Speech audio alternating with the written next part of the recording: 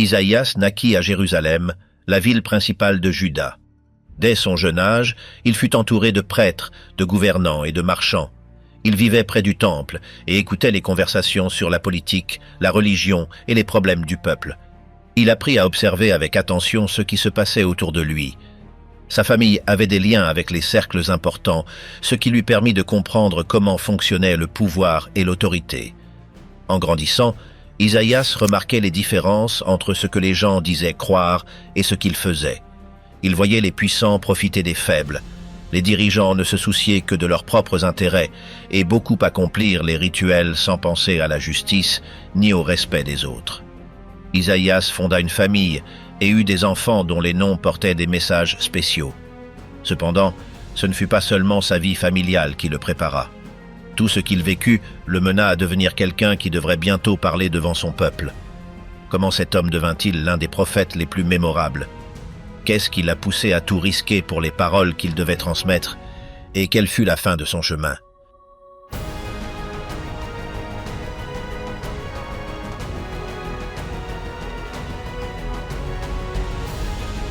Isaïas, jeunesse entre pouvoir et inégalité.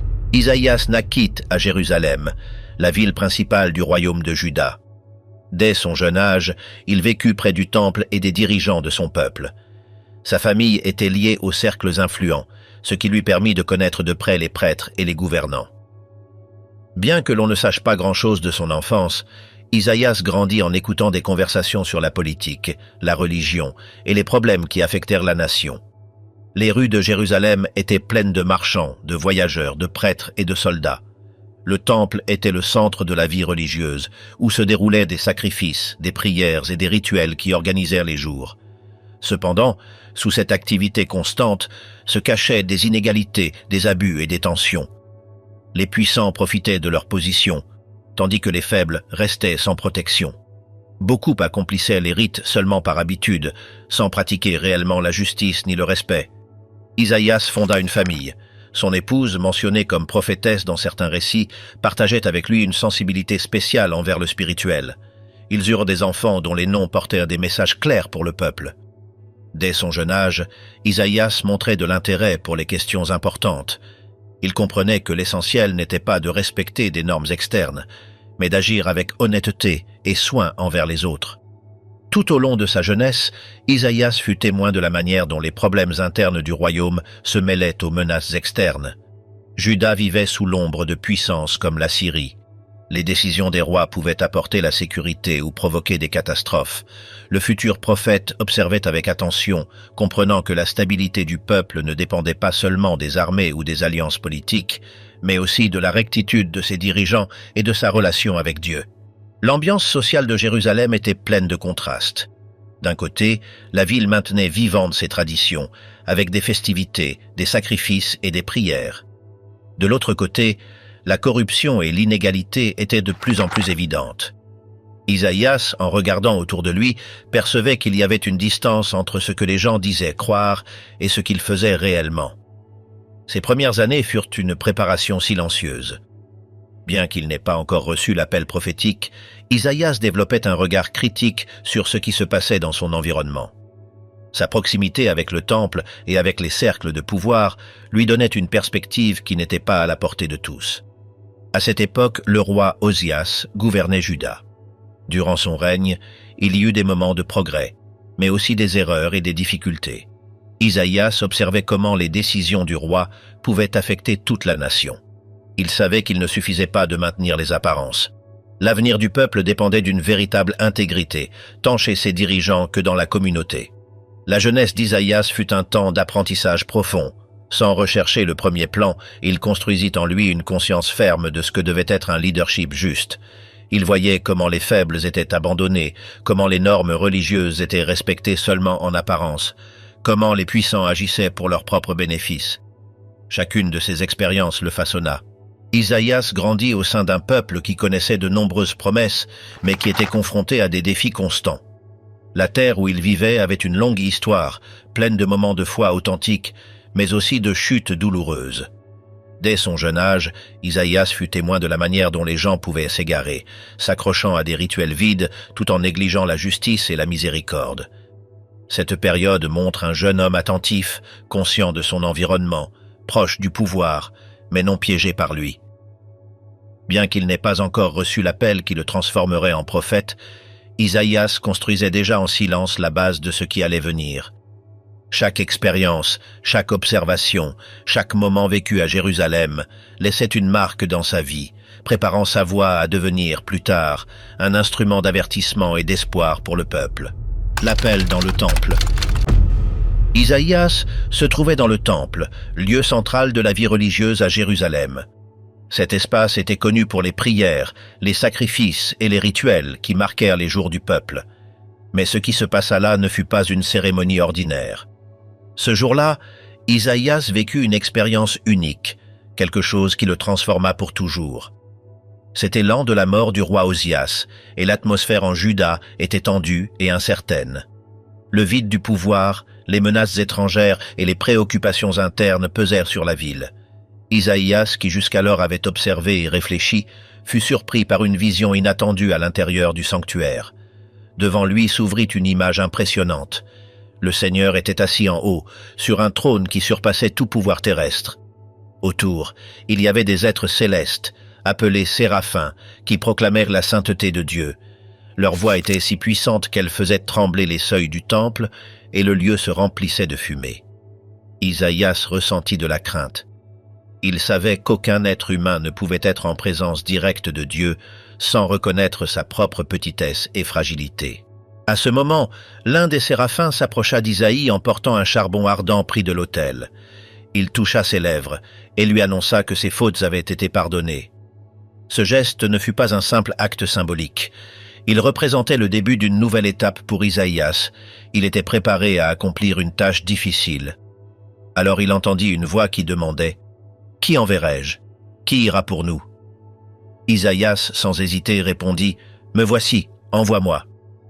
Avec ces paroles, l'homme qui jusqu'alors n'avait été qu'un observateur devint messager. La mission qu'il reçut n'était pas simple. Il devait parler à un peuple qui, en grande partie, ne l'écouterait pas. Ces paroles ne seraient pas accueillies avec enthousiasme, car elles mettraient à nu les failles, les injustices et les incohérences de sa société. Dieu l'avertit que beaucoup auraient des oreilles sourdes et des yeux fermés, mais il devait néanmoins accomplir sa mission. Isaïas accepta avec fermeté. Il savait que sa tâche ne dépendait pas de la réaction des autres, mais de sa propre fidélité au message reçu. À partir de ce jour, Isaïas commença à parcourir Jérusalem avec un regard différent. Il comprenait désormais que chaque avertissement qu'il prononçait, chaque message qu'il transmettait, portait le poids de cette rencontre vécue dans le temple. Il ne parlait pas de lui-même, mais comme porte-parole de quelque chose de plus grand. Le prophète ne recherchait ni popularité ni approbation. Son rôle consistait à être fidèle à la mission reçue, même si cela signifiait être rejeté ou incompris. Isaïas comprit que son message devait atteindre aussi bien les dirigeants que le peuple ordinaire. Sa voix devait résonner dans les palais, dans les rues, dans le temple, et dans tout lieu où l'injustice, la corruption et l'hypocrisie se manifestaient. Il savait que chaque parole comptait et que le temps d'agir n'était pas infini. La vision ne lui donna pas seulement une tâche, elle lui montra aussi que la sainteté de Dieu était au-dessus de tout pouvoir humain. Le Seigneur qu'Isaïas avait vu n'était pas un simple soutien aux décisions politiques du moment. Il était une autorité qui exigeait justice et rectitude, sans négociation ni accords à moitié. Le prophète commença sa mission avec un cœur purifié, mais aussi conscient des risques. Il savait que les vérités dérangeantes pouvaient engendrer des inimitiés. Il savait que parler au nom de Dieu ne le rendait pas intouchable. Malgré tout, il choisit de suivre ce chemin, confiant que l'accomplissement de sa tâche était plus important que d'éviter les dangers. Dès lors, Isaïas fut connu non seulement comme un homme de parole, mais aussi comme quelqu'un de disposé à aller jusqu'au bout de sa mission. Chaque jour qui passait le plaçait face à de nouveaux défis. Chaque rencontre était une occasion de répéter ce qu'il avait entendu en ce moment sacré, la nécessité d'un changement réel, d'un retour sincère à l'essentiel. L'appel dans le temple fut le début d'une étape qui mettrait à l'épreuve son caractère, son courage et sa foi. Isaïas comprenait que, même si tous ne l'écouteraient pas, son devoir était de parler. Et c'est ce qu'il fit, avec conviction, pas à pas, portant un message qui allait au-delà de sa propre voix. Premier pas du prophète, enfants, signes et premiers avertissements. Après l'appel dans le temple, Isaïas commença à recevoir des signes spécifiques qu'il devait partager avec son peuple. Il ne suffisait pas de parler en termes généraux, il devait maintenant présenter des signes clairs, visibles, qui marqueraient le début concret de sa mission. Parmi les éléments les plus frappants, il y avait le nom qu'il donna à ses enfants, car chacun avait une signification liée au message qu'il devait transmettre. Le premier fils s'appelait Sear Yasub, qui signifie « un reste reviendra ». Ce nom ne fut pas choisi au hasard. Il représentait l'idée que, même si Juda affrontait des calamités, il resterait toujours un petit groupe, un reste fidèle, qui reviendrait et survivrait. Isaïas savait que sa tâche n'était pas seulement d'annoncer des malheurs, mais aussi de rappeler qu'il y aurait de l'espoir pour ceux qui maintiendraient leur confiance dans le Seigneur. Peu de temps après, naquit son deuxième fils, Maher Salal Jasbaz, dont le nom signifie « prompt au pillage, rapide au butin ». Ce message direct avertissait que les ennemis, en particulier Damas et Samarie, seraient rapidement vaincus. Isaïas comprenait que ces noms n'étaient pas de simples décisions personnelles, mais des outils pour parler à la communauté. Chaque fois que quelqu'un appelait ses enfants, ils entendaient un rappel constant des avertissements divins et des conséquences qui viendraient s'ils ne changeaient pas d'attitude. Au milieu de ces signes familiaux, Isaïas commença à délivrer ses premiers avertissements publics. Il ne se limitait pas à critiquer les fautes générales, mais il signalait les problèmes spécifiques qui menaçaient Jérusalem: corruption dans les hautes sphères, inégalités croissantes, hypocrisie religieuse et alliances politiques dangereuses. Son langage était direct et sans détour. Il ne cherchait pas à adoucir ses paroles pour plaire, mais à accomplir fidèlement la mission qui lui avait été confiée. L'un des épisodes les plus significatifs de ses premiers pas fut le moment où Isaïas se présenta devant le roi Akaz. Le prophète offrit au monarque la possibilité de demander un signe de la part du Seigneur pour confirmer son aide. Cependant, Akaz refusa, alléguant qu'il ne voulait pas mettre Dieu à l'épreuve. Isaïas, loin d'en rester là, annonça alors le signe de l'Emmanuel, l'enfant qui naîtrait comme symbole de la présence divine au milieu de son peuple. Ce message avait un poids énorme. Il montrait que, même face à l'incrédulité des dirigeants, Dieu maintenait active sa promesse d'accompagner Juda. Isaïas n'agissait pas seulement depuis sa maison et ne se limitait pas aux paroles. Il commença à accomplir des actes symboliques en public pour renforcer ses avertissements. À une occasion, il marcha pieds nus et vêtu comme un prisonnier de guerre pendant 3 ans pour montrer au peuple ce qui leur arriverait s'ils continuaient à faire confiance à des alliances politiques instables, en particulier avec l'Égypte et Couche. Sa vie même devint un signe vivant, une preuve concrète que les paroles qu'il transmettait n'étaient pas de simples opinions, mais des avertissements urgents. L'impact de ses premières actions ne fut pas immédiat. Beaucoup le regardaient avec méfiance, d'autres le considéraient comme trop dur. Cependant, Isaïas ne recherchait pas l'approbation. Il savait que sa tâche était d'avertir, même si cela le plaçait dans une position inconfortable face à la communauté et aux autorités.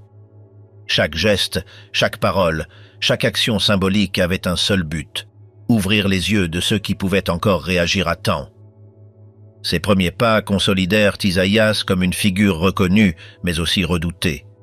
Il n'était pas seulement un prophète qui parlait de théorie.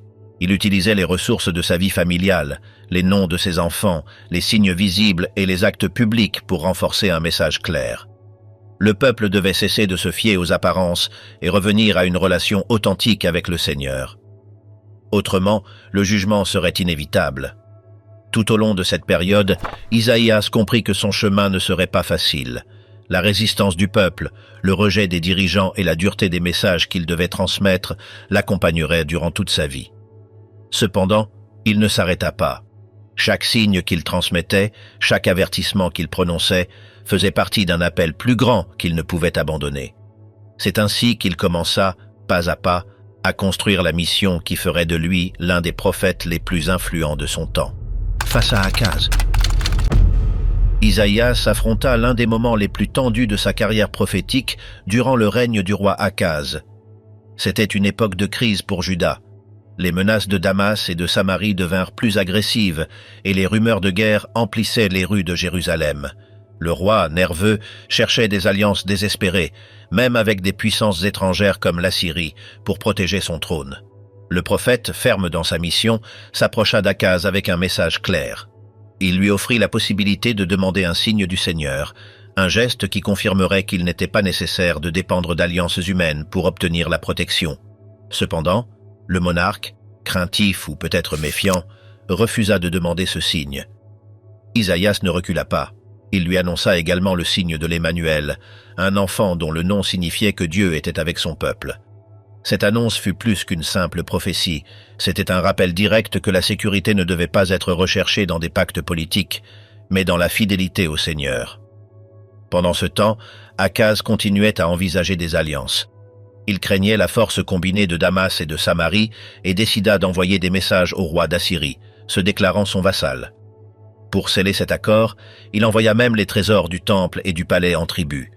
Isaïas, qui observait ses mouvements, savait que ces décisions auraient des conséquences. Il connaissait bien le jeu dangereux de dépendre de puissances étrangères et avertissait que cette confiance mal placée pourrait apporter plus de mal que de bien. Le prophète ne transmettait pas seulement des paroles. Sa propre présence était un rappel constant de ce qui était en jeu. Chaque fois qu'il parlait devant le roi, chaque fois qu'il traversait les cours du palais, il représentait une posture de résistance face à la tentation de chercher des solutions rapides et faciles. Isaïas savait que le véritable salut ne viendrait pas d'armées extérieures, mais d'un retour sur le droit chemin, d'une réparation de la relation brisée entre le peuple et son Dieu. Les jours passaient et les décisions d'Akaz continuaient de s'accumuler. Le roi prit des mesures qui changèrent même des aspects religieux, adaptant des autels et des pratiques pour s'aligner sur les coutumes étrangères. Isaïas voyait comment le cœur du peuple s'éloignait de plus en plus de l'essentiel, et ses messages devenaient plus urgents. Cependant, son rôle n'était pas d'imposer, mais d'avertir. Au milieu de ces tensions, Isaïas ne cessa de parler. Il ne recherchait pas la faveur du roi ni de ses conseillers. Il savait que beaucoup le regardaient avec méfiance, que ses paroles dérangeaient, que ses avertissements sonnaient durs. Malgré tout, le prophète continua, convaincu qu'il devait accomplir sa tâche. La figure d'Isaïas, durant ces années, se consolida comme une voix ferme au milieu de la tempête politique, tandis que les alliances se tissaient en secret et que les décisions se prenaient sous pression. Le prophète continuait de rappeler que la véritable force ne résidait ni dans les traités ni dans les armées, mais dans la fidélité et dans la justice. L'histoire entre Isaïas et Akaz fut une illustration claire de la difficulté d'être le porteur d'un message dérangeant.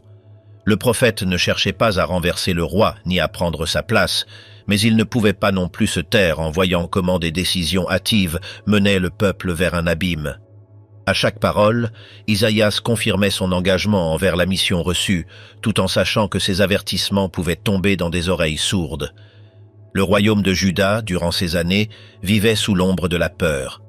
Les puissances étrangères, les armées ennemies, les tensions internes, tout semblait pousser vers une situation d'effondrement.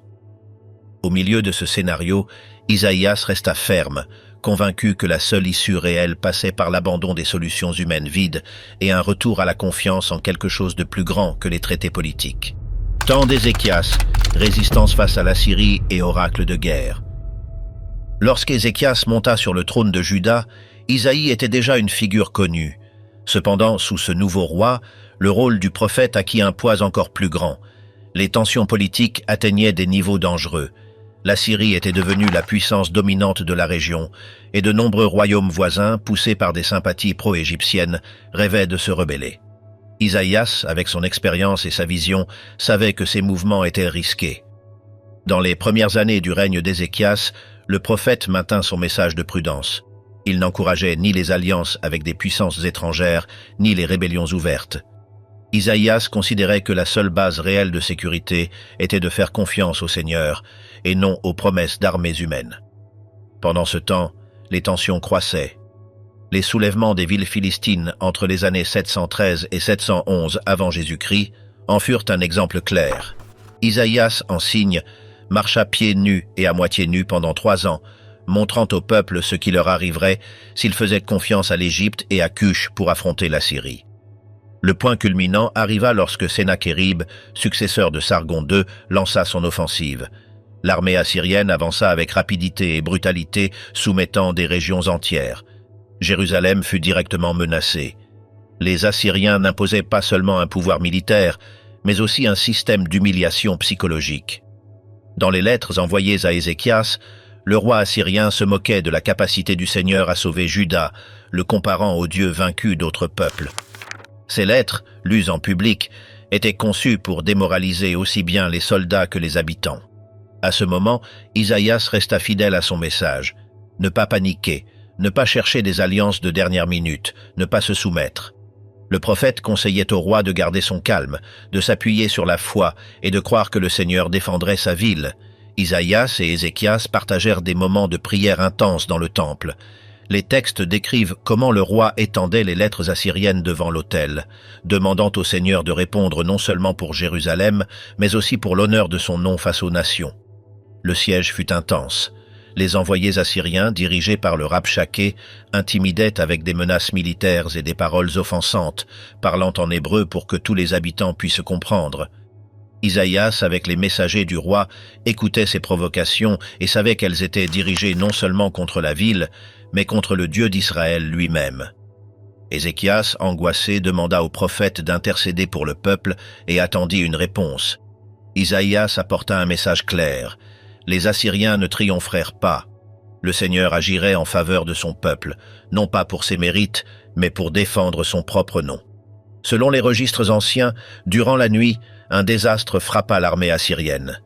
L'ennemi se retira abruptement et Jérusalem fut sauvée. Isaïas savait que ce salut ne signifiait pas que tout était réglé pour toujours. C'était un appel à rester fidèle, à ne pas se laisser emporter par de fausses sécurités ni à répéter les erreurs du passé.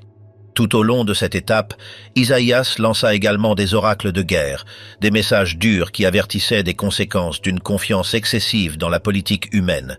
Il critiquait l'arrogance des dirigeants qui recherchaient leur propre gloire et rappelait constamment que la justice devait prévaloir au-dessus des calculs stratégiques. Chaque discours renforçait sa position, la seule sécurité réelle provenait du Seigneur. Le rôle du prophète durant le règne d'Ézéchias ne fut pas facile. Bien que le roi fût considéré comme pieux et disposé à écouter, les pressions politiques étaient énormes. Isaïas devait agir avec prudence, équilibrant son message avec la dure réalité d'un petit royaume entouré de géants. Il savait que l'histoire de Juda dépendait de décisions concrètes et que bien que les paroles puissent paraître insuffisantes face à des armées armées, la fidélité était le seul bouclier réel dont disposait le peuple. Le souvenir de ces années resta gravé dans la mémoire du peuple. Isaïas ne fut pas seulement un conseiller spirituel. Il fut un guide au milieu d'une crise politique et militaire qui aurait pu anéantir l'existence même de Juda. Sa figure resta associée à la résistance, non par les armes, mais par une confiance profonde dans le plan divin. Jérusalem survécut, non parce qu'elle avait la force d'autres empires, mais parce qu'il y avait encore des voix, comme celle d'Isaïas, qui osaient rappeler l'essentiel. Les grandes prophéties, jugements, chute de Jérusalem et messages de châtiment. Isaïas devint un prophète marqué par un double message, l'un d'avertissement sévère et l'autre d'espoir, mais seulement pour ceux qui étaient disposés à changer. Sa voix résonnait dans les rues, les places et les recoins du royaume, alertant sur les conséquences inévitables de la corruption, de l'injustice et du manque de fidélité. Il ne parlait pas par colère personnelle ni par ambition politique, il parlait parce qu'il avait été appelé à le faire.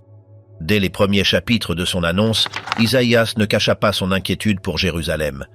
Il observait comment la ville, qui devait être un symbole de justice, se transformait en un lieu marqué par l'égoïsme et le mépris des faibles. Il appelait les dirigeants « princes de Sodome » et les habitants « peuple de Gomorrhe », rappelant que le péché de ces villes antiques n'était pas seulement moral, mais aussi social, pour avoir ignoré la souffrance de leurs prochains. Isaïas transmettait que le Seigneur, comme un père déçu, avait le droit d'attendre loyauté et fidélité de son peuple. Cependant, au lieu d'obéissance, il trouvait la rébellion. C'est pourquoi les châtiments annoncés n'étaient pas des caprices, mais des réponses à une longue histoire de désobéissance. Ce ne serait pas un châtiment total, il resterait toujours un reste, un petit groupe qui survivrait et maintiendrait vivante la relation avec Dieu. L'image qu'utilisait Isaïas était forte. Il disait que Jérusalem était comme une vigne soigneusement plantée et entretenue, mais qu'au lieu de bons raisins, elle ne produisait que des fruits amers. Ce tableau montrait la profonde déception du Seigneur. Les dirigeants et l'élite sociale étaient accusés d'arrogance, de lever la tête avec fierté tandis que le peuple souffrait. Isaïas ne craignait pas de les affronter. et sa lignée aristocratique lui donnait accès au couloir du pouvoir, où il lançait ses avertissements sans réserve. Isaïas ne parlait pas seulement à son époque. Les paroles de jugement et les menaces de chute étaient également dirigées vers les générations futures. Il annonçait que Jérusalem, si elle ne changeait pas, affronterait des pillages, la destruction et l'exil. La comparaison avec Sodome et Gomorrhe n'était pas qu'une métaphore, c'était un rappel que même les lieux les plus bénis pouvaient être renversés s'ils ne corrigeaient pas leur chemin. Le prophète insistait sur le fait que les cérémonies et les sacrifices ne servaient à rien s'ils n'étaient pas accompagnés de justice. Aucun rituel ne pouvait remplacer le respect du pauvre, de la veuve et de l'orphelin. Isaïas dénonçait une religion vide, une foi qui ne recherchait que les apparences et ne transformait pas le cœur. Malgré la dureté de ses messages, Isaïas ne perdit jamais de vue la possibilité de rédemption. Il parlait d'un avenir où, après le châtiment, le peuple reviendrait transformé. La promesse qu'un rejeton surgirait de la racine de Jessé montrait que, bien que l'arbre fût abattu, il n'était pas condamné pour toujours. Le prophète enseignait que le jugement n'était pas la fin, mais une étape nécessaire pour ouvrir un chemin de renouveau. Durant cette période, Isaïas adressait également des oracles non seulement à Juda, mais aussi aux nations voisines. Il savait que le comportement des grands empires, comme la Syrie et Babylone, aurait des répercussions sur son propre peuple. Il avertissait que l'orgueil de ces puissances ne resterait pas sans réponse. En ce sens, son message transcendait les frontières de Jérusalem, rappelant que la justice du Seigneur englobait toutes les nations. Les messages de châtiment ne cherchèrent pas à écraser l'auditeur, mais à le secouer. Isaïas comprenait que les paroles dures étaient nécessaires parce que le peuple était devenu sourd aux appels doux. Chaque annonce de jugement était accompagnée d'un rappel. Ceux qui se tourneraient sincèrement vers le Seigneur feraient partie du reste qui maintiendrait vivante l'espérance. Durant ces années, Isaïas montra clairement que le problème n'était pas seulement externe, d'armées ou de menaces étrangères, mais interne, de cœurs endurcis et de justice ignorée. Sa voix s'élevait pour rappeler que, sans une transformation réelle, aucun mur, aucune alliance ni aucun rituel ne pourrait sauver Jérusalem de ce qui allait arriver. Les prophéties de restauration, espoir futur et message aux générations. Après avoir annoncé des jugements sévères, Isaïas fut également porteur de paroles de consolation. Son message ne resta pas prisonnier de la dénonciation, il regardait vers l'avant, vers un temps de restauration et d'espérance. Le prophète parlait d'un avenir où Jérusalem ne serait pas un symbole de ruine, mais de renouveau. Il ne le faisait pas comme un rêveur naïf, mais comme quelqu'un qui avait confiance que le Seigneur accomplirait ses promesses, même après le châtiment. L'un des éléments les plus puissants de ces paroles était l'image du rejeton qui surgirait du tronc de Jessé, la famille de David. Bien que l'arbre ait été abattu, il restait une souche d'où la vie germerait. Ce rejeton représentait un futur dirigeant rempli de l'esprit de sagesse et de justice, capable d'établir un règne de paix véritable.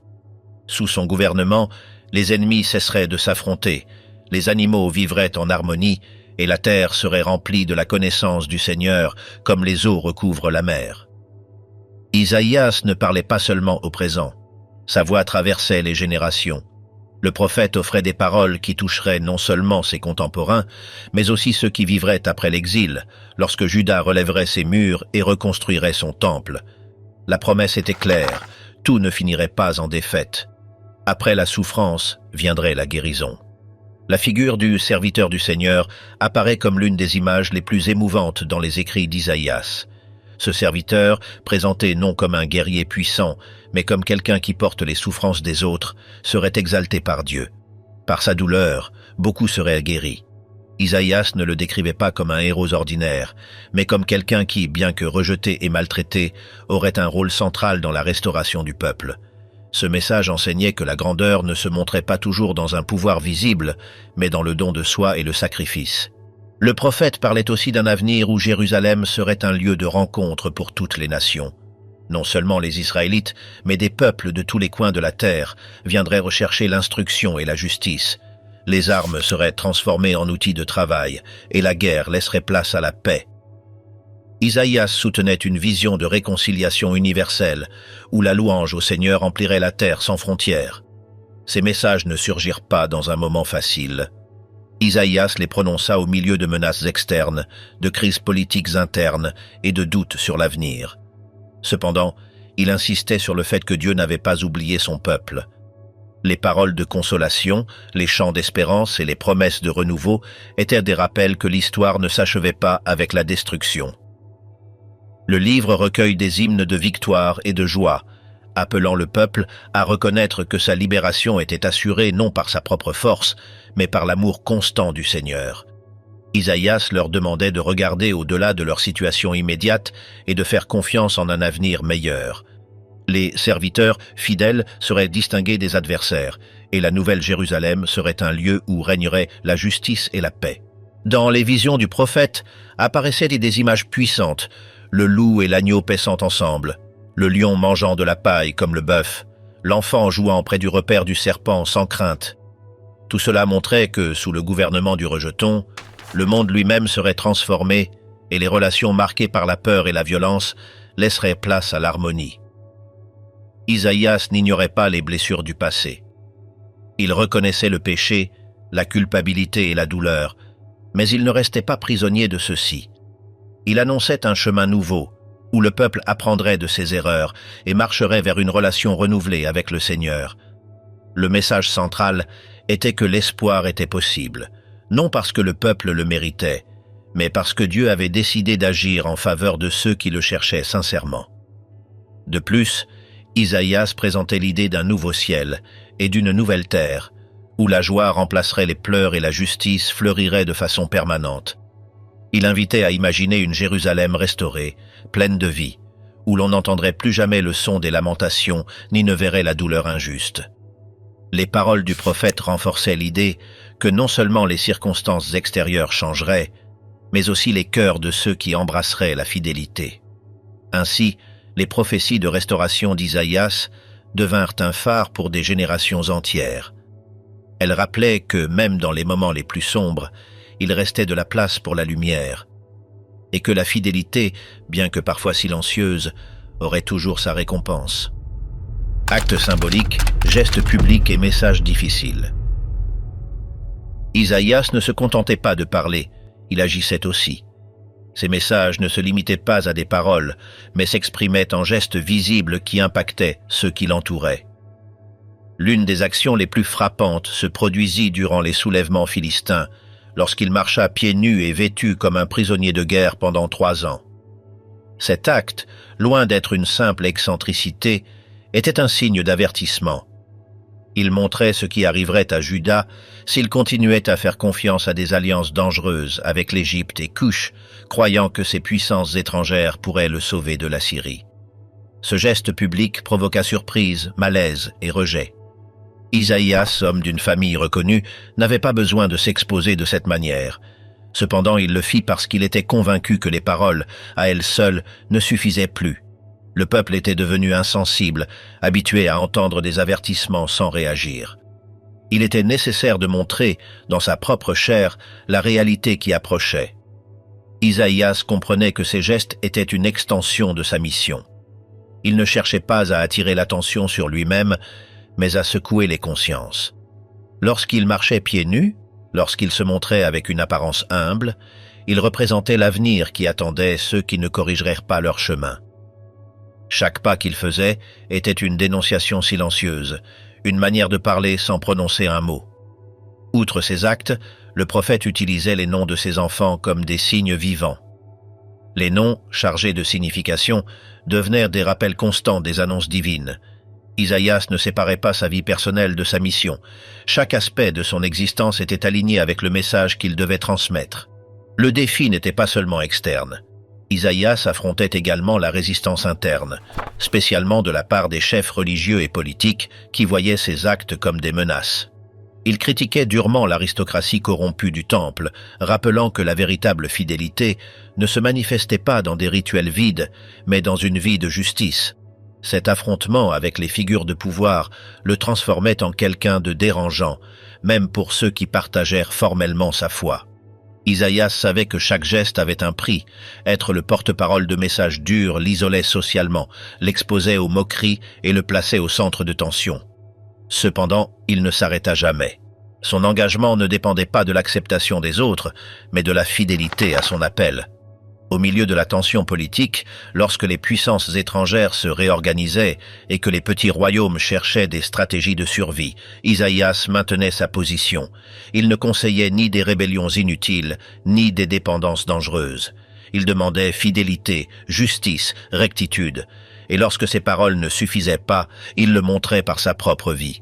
Ces gestes symboliques n'étaient pas seulement des signaux isolés. Ils faisaient partie d'une stratégie plus large pour réveiller un peuple endormi. Isaïas comprenait que le message devait atteindre non seulement l'intellect, mais aussi les émotions et le cœur. C'est pourquoi il marchait pieds nus. C'est pourquoi il nommait ses enfants de manière prophétique. C'est pourquoi il dénonçait publiquement les failles de sa société. La figure d'Isaïas, durant ces années, devint un mélange de prophète, de messager et de symbole vivant. Sa vie n'était pas séparée de son message. Tout en lui parlait, même lorsqu'il gardait le silence.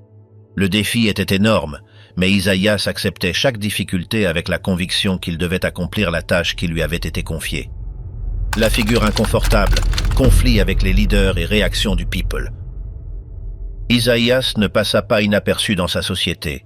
Dès le début, ses messages directs et ses avertissements suscitèrent des tensions entre lui et les figures de pouvoir. Les dirigeants politiques et religieux le regardaient avec méfiance. Ils critiquaient la corruption, dénonçaient l'arrogance des dirigeants et signalaient les pratiques injustes avec une clarté qui mettait mal à l'aise beaucoup de monde. Contrairement à d'autres prophètes qui agissaient depuis des marges rurales, Isaïas appartenait à une famille aristocratique. Cela lui donnait accès au cercle proche du trône et du temple. Ce privilège, cependant, ne le sauvait pas d'être perçu comme une menace. Les critiques qu'il adressait aux élites étaient fortes. Il appelait Jérusalem « prince de Sodome » et « habitant de Gomorrhe », utilisant des images puissantes qui montraient clairement le niveau de décadence morale qu'il dénonçait. Le peuple, de son côté, réagissait avec un mélange de peur et de rejet. Beaucoup le voyaient comme un messager exagéré, quelqu'un qui parlait de châtiments lointains tandis que la vie quotidienne continuait. Les chefs religieux, soucieux de maintenir l'ordre, le considéraient comme une voix dangereuse qui pouvait déstabiliser la paix sociale. Isaïas n'adoucissait pas ses paroles. Il dénonçait non seulement les puissants, mais aussi les citoyens ordinaires qui participaient à des injustices ou regardaient ailleurs.